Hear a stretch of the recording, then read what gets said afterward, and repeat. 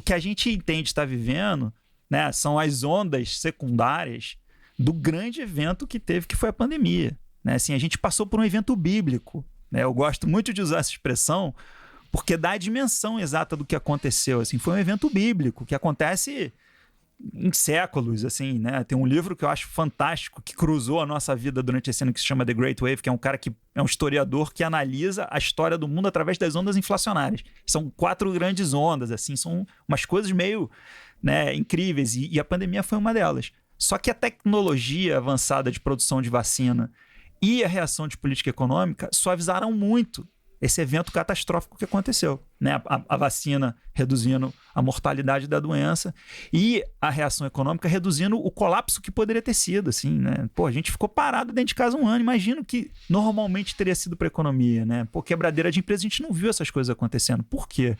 Porque o grau de estímulo monetário e fiscal que foi utilizado pelos governantes, né, pelos países, pelos policymakers, foi muito agressivo. Assim. A sincronia que a gente teve na pandemia é uma coisa que nunca tinha sido vista antes na economia global. O FMI tem esse número, nunca tantos países entraram em recessão ao mesmo tempo como foi 2020.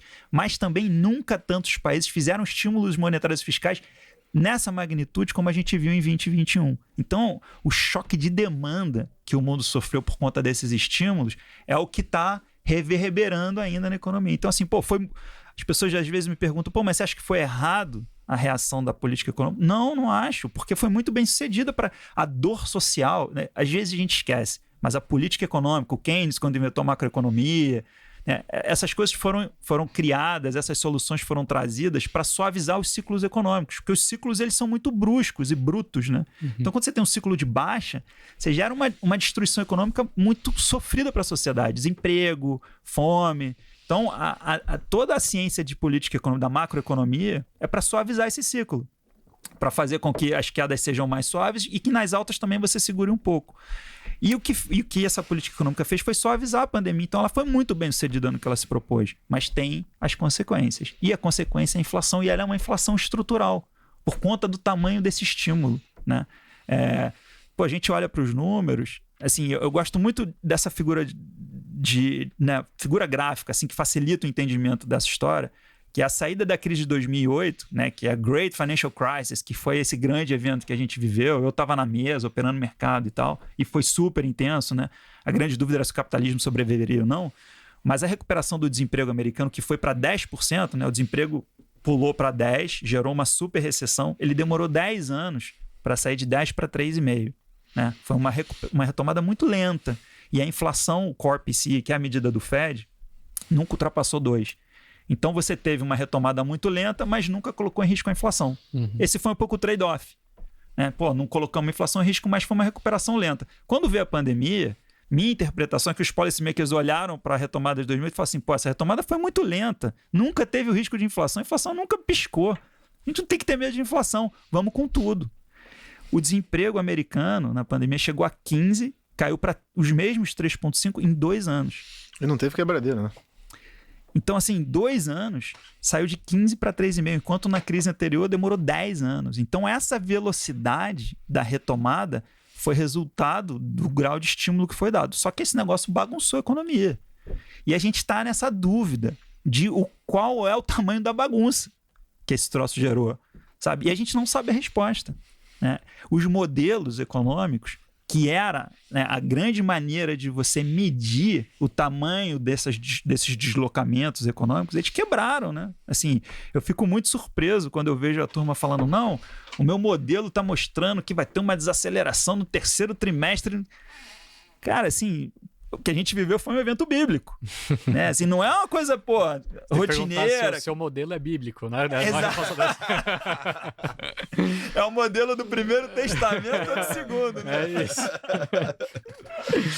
Mas, assim, pra gente essa é a grande história e, assim, o grande descoberta de preço a gente não tem dúvida de que a ferramenta de política econômica para solucionar esse problema da inflação, ela existe, ela está disponível, que é você subir juros e apertar as condições monetárias. Uhum. Né? O Paul Volcker ensinou isso para a gente. Mas a gente não sabe o quanto de juros vai ter que ser dado para resolver esse problema. E nesse sentido, como que vocês atuam a partir do momento que vocês sabem que os modelos quebraram, que vocês provavelmente tinham também, assim, como vocês tomam essas decisões num cenário assim? A gente volta pro... É curioso, boa pergunta, assim, mas a gente volta, ao invés de olhar para o resultado do modelo, a gente se faz a pergunta de por que o modelo foi criado. Em que momento ele foi criado, para resolver que problema? Qual era a intenção do cara que criou esse modelo? O que ele estava tentando resolver? E a gente volta lá, no básico, e fala assim, o cara pensou esse modelo porque tinha uma identidade de coisas que tinham que ir acontecendo uma depois da outra que daria o resultado final, né? Vou usar o exemplo. Os juros sobem, as condições monetárias apertam, a demanda cai, né? A curva S, que os economistas chamam, mas a demanda cai. Quando a demanda cai, o desemprego sobe. Quando o desemprego sobe, o salário cai. Quando o salário cai, a inflação diminui. Então, o processo de subir juros e a inflação cair não é automático. Ele tem várias etapas a ser cumpridas. Só que o modelo, você fala assim, o juro subiu tanto. Aí ele fala, a inflação cai tanto, né? Porque ele atravessa todas essas etapas. O que a gente fez foi assim, não, calma aí, esquece o modelo. Vamos olhar cada etapa uma por uma. E a primeira etapa que é necessária ser percebida depois que os juros sobem é a demanda desacelerar. E não tem demanda desacelerando em lugar nenhum do mundo, assim, ainda, né? Até no Brasil, que foi o primeiro país a subir juros, né? Pô, mérito pro Roberto Campos. Eu sou muito fã muita gente critica, né? Pô, Roberto Campos exagerou, cortou juros, mas eu não acho, não. Eu acho que o risco era muito grande. Eu acho que fazia sentido ele fazer isso e ele reverteu rápido e tal.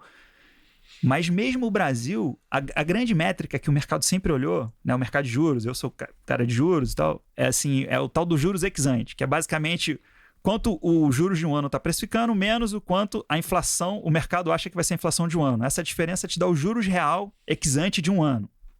É uma métrica que o Banco Central brasileiro sempre usou. Esse juros já está a 6% a 12 meses.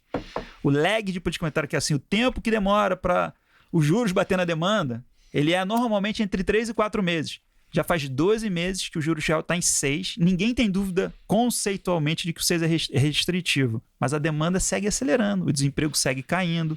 A nossa projeção para o PIB do ano que vem é acima de 2. Assim, como é que vai ter um processo desinflacionário se o juros sobe, mas a demanda não desacelera, sabe? E a inflação de serviços no Brasil hoje está rodando a 8,5%. A última vez que a gente viu essa inflação de serviços nesse nível foi na Dilma. E foi uma confusão para trazer essa inflação de volta para a meta, né? Precisou de uma variação do hiato do PIB de uns 5 pontos. Então, assim, a gente está numa situação que a inflação de serviços está lá em 8,5%, o juro já está alto há 12 meses, né? O ex ante, a demanda está acelerando, mas todo mundo acredita no processo desinflacionário que vai acontecer no que vem. Eu me falo, tenho dificuldade, sabe? Tem alguma coisa que não está fechando para mim, assim.